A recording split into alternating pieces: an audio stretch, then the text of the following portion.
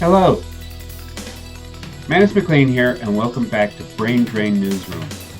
It's Wednesday, September 10th, 2025. We got some big immigration developments today that span from the Supreme Court to Chicago neighborhoods, from Georgia's Hyundai plant to Venezuelan communities across the U.S. Here's what's coming up. The Supreme Court's new ruling on immigration enforcement in Los Angeles. ICE ramps up unannounced raids in Chicago. South Korean workers detained in Georgia are now heading home. And the end of TPS for Venezuelans officially takes effect today. Let's get started.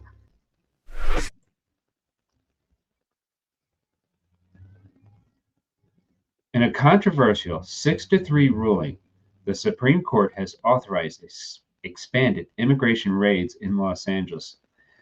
The decision allows federal agents to make stops based on factors like race, language, or place of employment.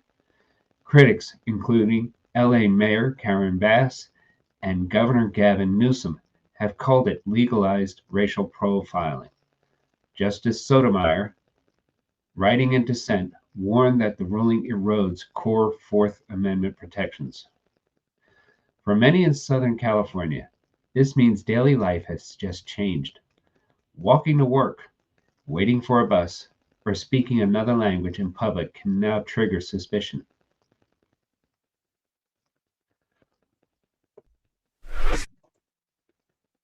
Almost immediately after that ruling,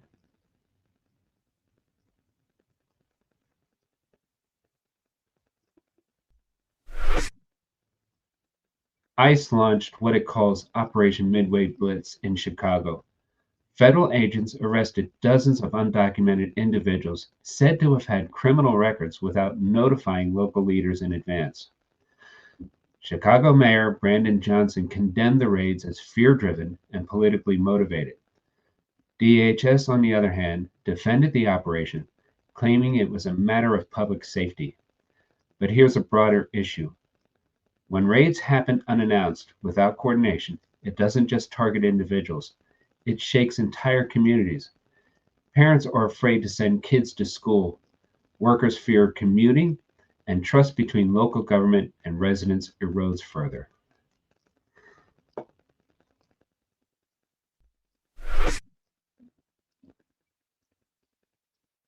Turning to Georgia, South Korea has chartered a Boeing 747 to repatriate over 300 of its citizens who were detained in the Hyundai LG battery plant. The plane is set to depart today, according to Reuters. This move underscores just how seriously Seoul views the treatment of its workers. South Korea's foreign minister is scheduled to meet with Secretary of State Marco Rubio to discuss protections for skilled laborers and the visa arrangements that allowed this to happen in the first place. For Hyundai and other countries, this isn't about lost workers. It's about reputational risk. For the U.S., it's a reminder that the immigration enforcement reverberates far beyond our borders.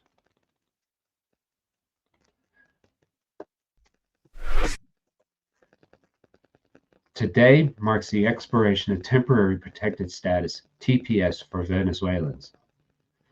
More than 200,000 people who have lived and worked in the U.S. under TPS are now without that protection. For years, TPS shielded families fleeing violence and economic collapse in Venezuela.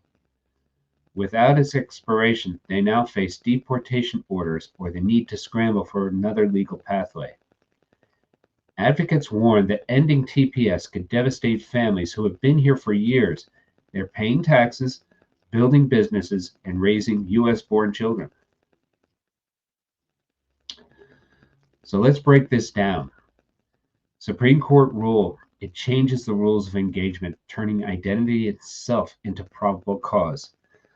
We went over this story a little bit yesterday, but I think it's good to go over it again.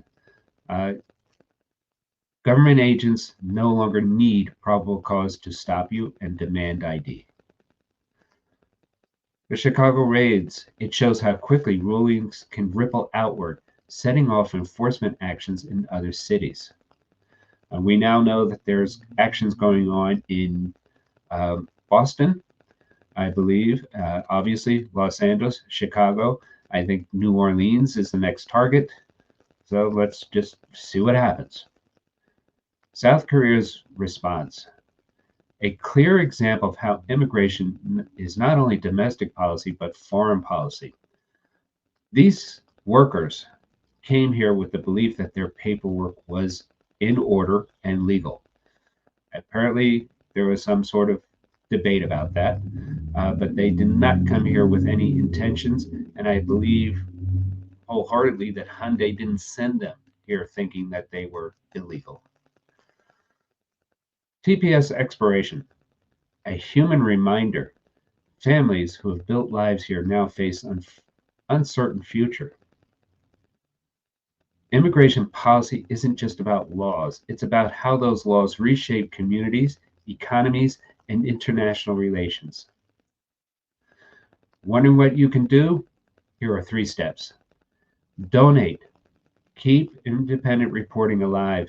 Visit braindrainwork.org/donate. And while you're there, sign up for our newsletter.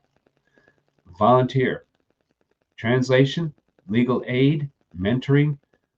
There are dozens of ways to stand alongside immigrant families. Even taking them to a grocery store or supermarket or an office visit is just a huge help. Share these stories with friends and neighbors. Awareness is the first step to action. That's all for today's Brain Drain Newsroom. From the courts to the streets and from Georgia factories to Venezuelan families, immigration continues to reshape America in real time. I'm Manus MacLean. Thanks for joining me, and I'll see you tomorrow with more.